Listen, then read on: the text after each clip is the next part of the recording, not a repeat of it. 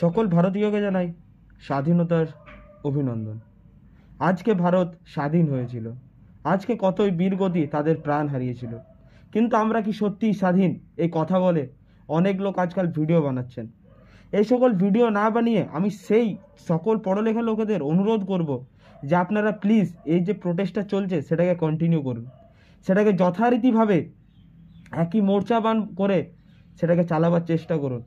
একের পর এক, নাহলে এইরকমই নতুন নতুন ভাই বোনেরা ও আমাদের মায়েরা এই বিভিন্ন ধরনের কুকৃতির শিকার হতে থাকবে।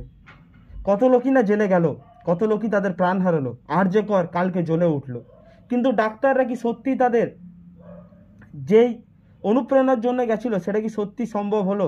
আজকে তো দিন আবার সেই আবার পথে চলাচল, সেই আবার পথে কোলাহল। কোথায় গেল সেই রেপ কাণ্ডের জাস্টিসের কথা? কালকে রাত অবধি যা ক্যান্ডেল